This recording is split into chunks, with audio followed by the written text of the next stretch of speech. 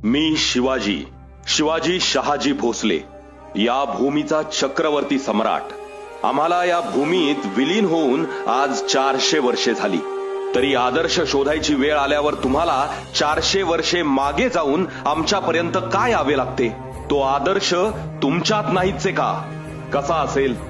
तुमच्या रक्तातच भेसळ झाली आणि तो आदर्श विकला गेला अवघ्या काही स्वार्थात। म्हणून आम्ही काल वाऱ्याच्या एका तडाख्यात पडलो त्या राज्यात जिथे आम्ही जन्माला आलो, लढलो, घडलो आणि काल अखेर तुमच्या राज्यात पडलो।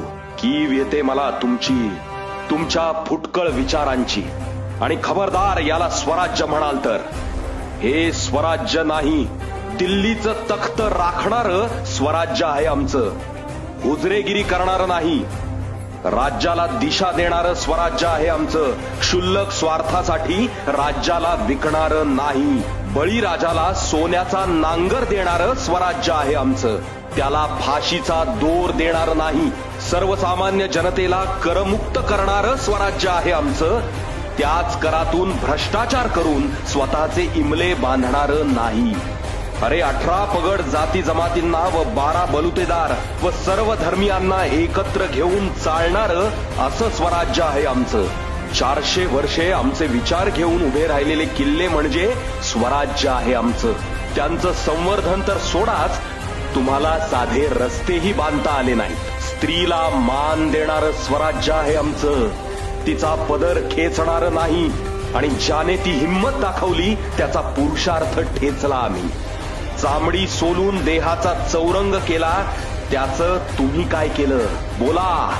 इतकं थंड रक्त मराठ्यांचं असूच शकत नाही। हेच करायचंय तर आमचं नाव लावणं बंद करा, ते बॅनर ते झेंडे फाडून टाका आणि मरा स्वतःच्या कर्मानं। हे राज्य आमचं आहे, आमचं। त्याला स्वतःच्या बापाची जहागीर समजाल तर खबरदार। तिथे पडलो तरी इथे जिवंत आहोत आम्ही, आमच्या विचारांनी। आणि हे विचारच घडवतील या संवेदनशील मनात क्रांती। राजे आहोत आम्ही, पण हात जोडून विनंती करतो, वेळ गेलेली नाही, जागे व्हा आणि आपल्या धमन्यांमध्ये जागवा मर्द मराठ्यांचं सळसळत रक्त। अरे कोण होते माझे मावळे? ही सर्वसामान्य जनता। मी त्यांना अभय दिलं आणि त्यांनीच स्वराज्य घडवलं। माझ्या लेकरांनो, ही तीच वेळ आहे जशास तसं वागायची, महाराष्ट्र घडवण्याची, पुन्हा स्वराज्य स्थापन करण्याची। आम्ही रायरेश्वराच्या मंदिरात शपथ घेतलेली, तुम्ही शपथ घ्या।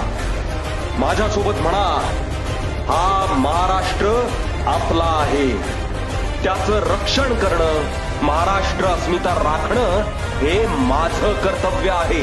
बोला, हर हर महादेव, हर हर महादेव।